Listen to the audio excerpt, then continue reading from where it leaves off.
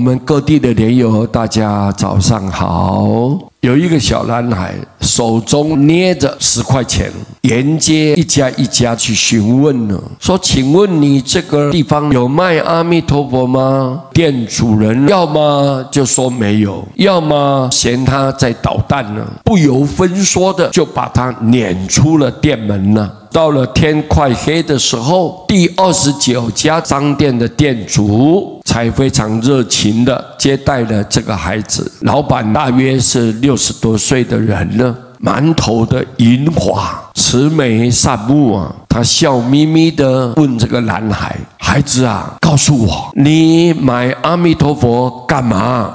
这个男孩流着泪啊，就告诉了老头：“我叫小祥，父母早就去世了，他是被叔叔抚养大的。那么叔叔呢，是一个建筑的工人，前不久啊，从鹰架上面摔了下来。”至今他昏迷不醒，医生就说只有阿弥陀佛才能救他了。这个小祥就想了，阿弥陀佛啊，一定是一种非常奇妙的东西。我把阿弥陀佛买回家，让叔叔吃了，伤就会好。老头啊，眼圈就湿润了，就问了：“你有多少钱呢？”小祥回答说：“10块钱。”这个店的老板就回答：“孩子啊，阿弥陀佛的价格正好是10元呢。”老头就从货架上面拿了一瓶弥陀之文这个牌子的饮料，就给小祥了。孩子，你拿去吧，你的叔叔喝了这一瓶阿弥陀佛就没有事了。小祥喜出望外，将饮料抱在怀里面，心匆匆的回到了医院。一进病房啊，他就开心的叫嚷着道：“叔叔，我把阿弥陀佛买回来了，你很快就会好啦。”几天过后，有一个有顶尖的医学专家组成的医疗小组呢，就来到医院对叔叔进行会诊。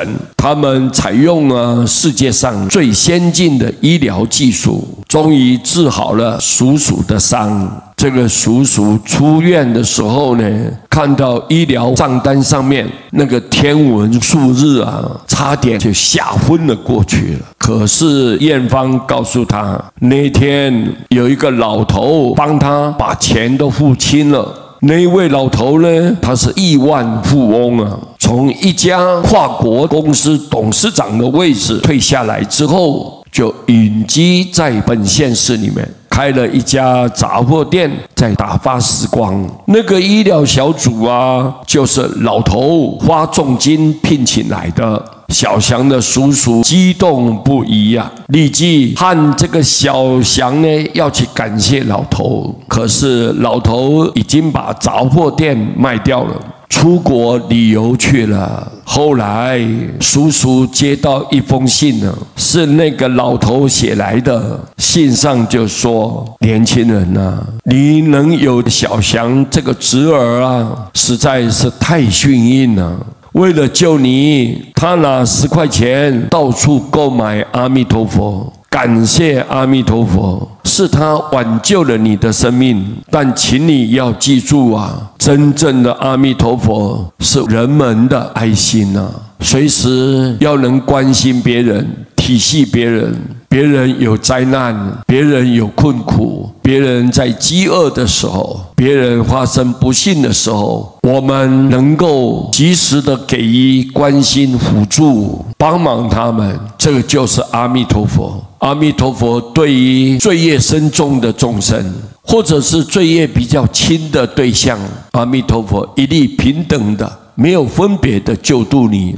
甚至于包括畜生道、恶鬼道、地狱道的这些造罪造业无量无边的众生，阿弥陀佛一个都不舍弃。所以我们知道，有爱心的人就如同阿弥陀佛的化身呢，随时在关心所有一切苦海众生。古大德就说了：“不经一番寒彻骨啊，焉得梅花扑鼻香。”俗语说得好啊，花若盛开，蝴蝶就自来呀；人若精彩，天自安排。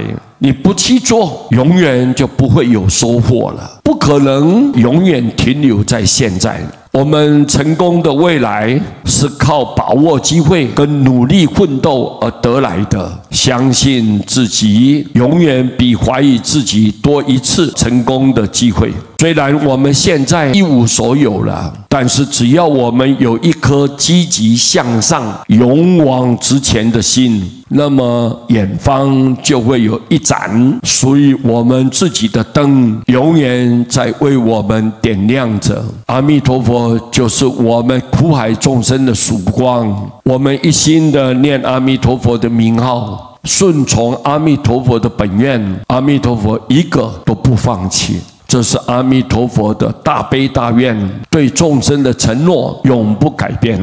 所以今天我们透过很多的公案来引述，透过这样子一个案例的发生，最后总结，我们更能体会到阿弥陀佛的伟大。所以我们要永远牢记，把名号放在我们内心。你经常不断精进的念佛，在世的时候平安吉祥，消灾免难，家庭很和乐，而且印土开通。更重要的，我们每一个人要面对的离开娑婆世界，在离开的一刹那，阿弥陀佛佛光永远来普照着你，名号来接引你，让你安安心心的无挂无碍，不受到这个外在所有各种魔障的纠缠，让你自由自在的欢喜满足的跟着阿弥陀佛到极乐世界。这是我们一再说明，一再提醒大家，一再强调的重点。希望我们大家一起努力，好好把阿弥陀佛的交代呢，